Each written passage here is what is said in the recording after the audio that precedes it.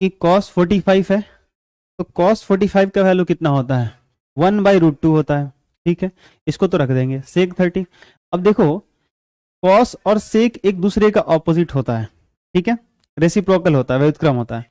मतलब cos theta बराबर 1/sec theta होता है। ठीक है, तो याद रखना जितना cos 30 का मान होगा उसका उल्टा कर दोगे। जैसे मान लो sec 30 का प्रॉब्लम है, तो याद रखोगे, जैसे मान लो अगर तुमको cos 30 डिग्री का वैल्यू याद है तो sec 30 का आराम से बता सकते हो, क्योंकि ये और ये एक दूसरे के उल्टा होते हैं। जैसे cos 30 का मान कितना होता है, cos 30 का मान होता है √3/2। कितना होता है, √3/2।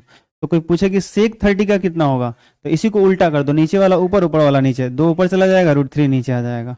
तो sec 30 का वैल्यू कितना होगा, 2/√3 हो जाएगा। अच्छा, cosec किसका उल्टा था, तो cosec साइन का होता है। तो अगर मान लो cos 30 का मान लो मान याद नहीं है, तो sin 30 का तो याद होगा, शुरू वाला तो याद रखते हो। sin 30 का मान 1/2 होता है, तो sin 30 का मान अगर 1/2 होता है तो cosec इसका उल्टा होता है, sin का उल्टा होता है। तो cosec 30 का मान अगर चाहिए तो इसको ऊपर, 2 को ऊपर कर दो, 1 को नीचे कर दो, तो 2/1 तो 2 ही होता है ना। आई बात समझ, ये बस मैंने तरीका बता दिया सोचने का, ऐसे सोच करके आप निकाल लोगे। चलो, तो अब मैं यहाँ पे कैलकुलेशन शुरू कर सकता हूँ। ध्यान देना, जब मैं यहाँ पे कैलकुलेशन शुरू कर रहा हूँ तो थोड़ा सा प्रोसेस पे गौर करना। यहाँ पे cos 45 का वैल्यू 1/√2, तो ऊपर रख लो 1/√2। अच्छा, sec 30, तो cos 30 का होता है √3/2। क्या होता है, √3/2। तो sec 30 का हो जाएगा 2/√3, अभी समझाया है, 2/√3 हो जाएगा। क्लियर, 2/√3 हो जाएगा। प्लस अभी cosec 30 का कितना बताए थे, 2/1। sin 30 का 1/2, तो cosec 30 का 2/1, उल्टा कर देंगे। चलो, इसका एलसीएम ले सकते हो क्या, इसका एलसीएम ले सकते हो क्या। अच्छा देखो, जब भी कैलकुलेशन करना है एग्जाम में सॉल्व करना, तो मैथमेटिक्स की हैंडराइटिंग जो है कि अच्छी तब होती है जैसे उसको लिखने का ढंग होना चाहिए। जैसे देखो ये बराबर, इसके ठीक सामने मैंने ऐसे, कभी कभी मुझसे भी होता है कि मैं इधर उधर लिख देता हूँ, परंतु इस बात का ख्याल रखना कि जब कॉपी में लिखना तो ये जो बराबर लिख रहे हो ना, इसके ठीक नीचे बराबर होना चाहिए, इसके ठीक नीचे बराबर होना, ये साइन एकदम एक के नीचे एक होना चाहिए। और जो ये बटा चिन्ह लेते हो ना, ये ठीक बराबर चिन्ह के एकदम बीच से जाने चाहिए। कहीं भी हम लोग कभी नीचे खींच देते हैं, कभी ऊपर खींच देते हैं, तो ये गलत हो जाता है। आई बात समझ में, ये थोड़ा सही तरीका नहीं है। चलो कोई नहीं, तो ऊपर है 1/√2, नीचे √3 और 1 कैल्शियम कितना हो जाएगा, √3 ले लो। √3 से √3 में भाग दोगे तो एक बार में कटेगा, 1 में 2 से गुना करोगे 2 आ जाएगा। प्लस 1 से √3 में भाग दोगे तो 1 से किसी भी चीज में भाग दोगे तो उतना बार में कटता है, तो √3 बार में कटेगा। √3 में 2 से गुना करोगे तो कितना आ जाएगा, 2√3 आ जाएगा। कितना आ जाएगा, अब जरा समझना, यहीं से आपको सीखना है बराबर। क्या सीखना है, ध्यान देना, 1/√2 इसको ऐसे लिख सकते हो, 1/√2 गुना, ये जो भाग वाली चीज है ना बटा में, जब ये ऊपर जाता है गुना में तो नीचे वाला ऊपर चला जाएगा और ये वाला नीचे रह जाता है, तो √3 ऊपर लेके चले जाओ और 2 + 2√3 ये नीचे रह जाएगा। देखो ये 2 + 2√3 यहीं पे रह जाएगा और √3 ऊपर चला जाएगा। तो ऊपर क्या हो जाएगा, √3 में 1 से गुना होगा तो √3 बटा √2 में 2 से गुना होगा तो कितना हो जाएगा, 2√2 हो जाएगा।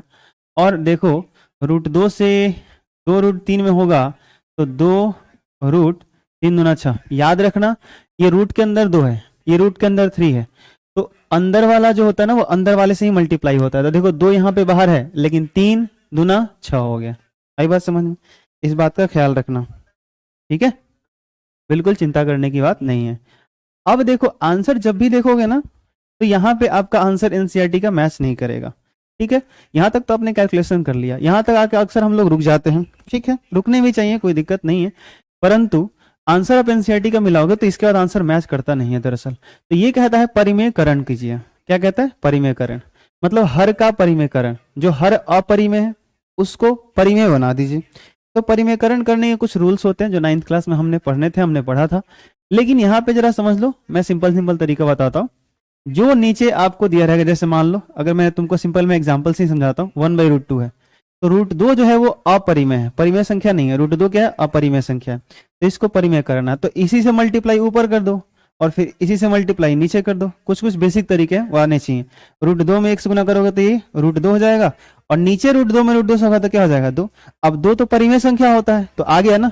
अब भले ऊपर अपरिमेय हो गया √2 वो अलग बात है, लेकिन नीचे क्या हो गया, परिमेय। तो हर का परिमेयकरण कहलाता है। क्या कहलाता है, हर का परिमेयकरण। आ रहा समझ में, rationalisation of denominator.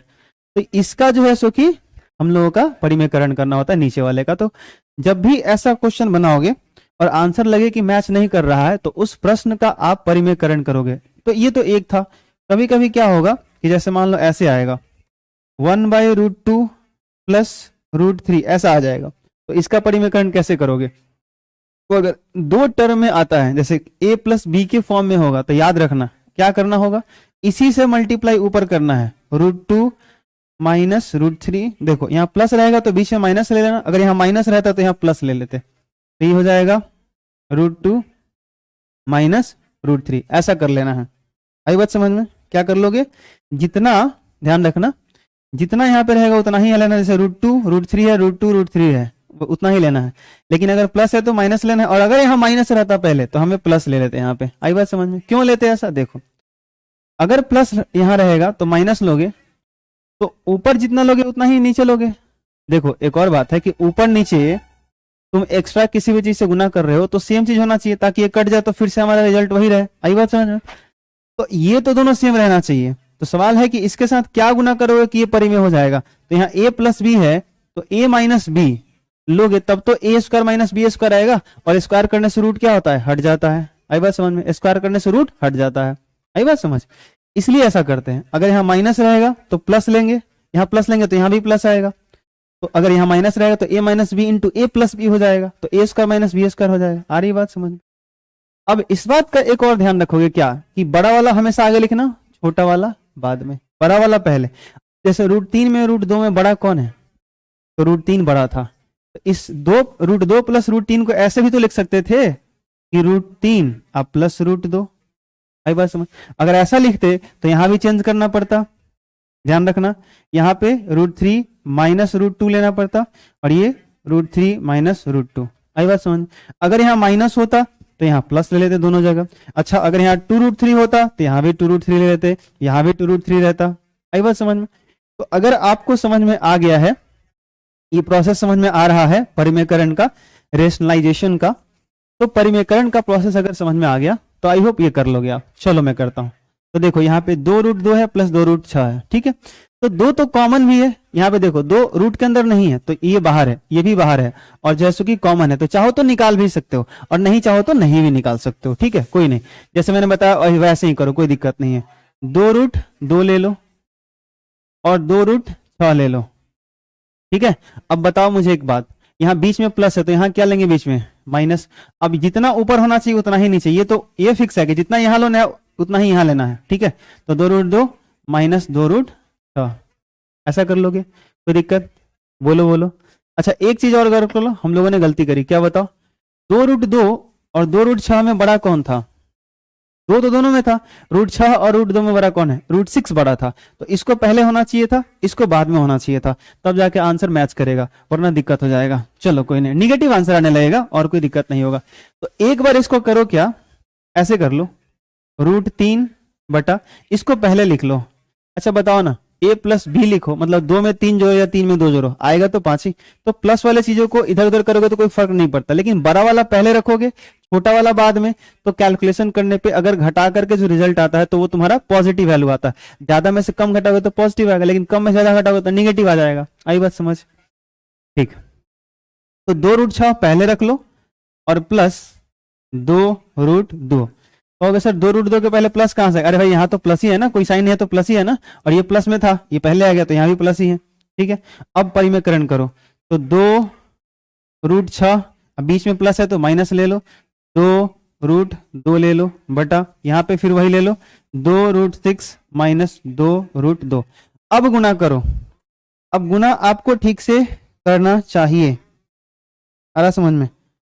Aditya Kumar Sharma sir 9th का ग्रेविटेशन पढ़ा दीजिए। ठीक है, बिल्कुल जल्द ही मैं ग्रेविटेशन ही पढ़ा देता हूँ, बस 1-2 दिन वेट कर लीजिए आप लोग, मैं ग्रेविटेशन भी बहुत जल्दी पढ़ा देता हूँ, निश्चिंत रहें। बिल्कुल गुरुत्वाकर्षण में पढ़ाने वाला हूँ, थोड़ा दिन आप लोग इंतजार कर लीजिए प्लीज बाबू, 2-3 दिन वेट कर लीजिए, बस ज्यादा वेट मैं नहीं करवाऊंगा, सारे चैप्टर्स में पढ़ाऊंगा। चलो ध्यान देना, आगे बढ़े आगे बढ़े। तो अब ना हमें मल्टीप्लाई करने हैं, अगर अब हमें मल्टीप्लाई करने हैं तो करके देखो कितना आता है। गुना ठीक से करने आना चाहिए, रूट वाला रूट में होगा तो 2 बाहर है, ये 2 रूट के बाहर है तो वो बाहर ही रहेगा, रूट 6 में 3 से तो कितना हो जाएगा 18, माइनस यहाँ प्लस है यहाँ माइनस है तो माइनस आएगा, 2 रूट के बाहर है तो बाहर ही रहेगा, रूट में 3 है रूट में 2 है तो गुना होगा, तो 3 दूना 6, रूट के अंदर वाला रूट के अंदर वाले से गुना हो जाएगा। इसको कैसे गुना करोगे, a प्लस बी गुने a माइनस बी, तो a plus B into A minus B क्या होता है A square minus B square, A square minus B square. तो a के जगह पर कितना है 2 रूट 6 तो इसका स्क्वायर कर दो, माइनस b के जगह पर कितना है 2 रूट 2 तो 2 रूट 2 लिख दो और इसका स्क्वायर कर दो, ए स्क्वायर माइनस बी स्क्वायर हो गया। अब इसको ठीक ढंग से हल कर दोगे आपका आंसर आ जाएगा।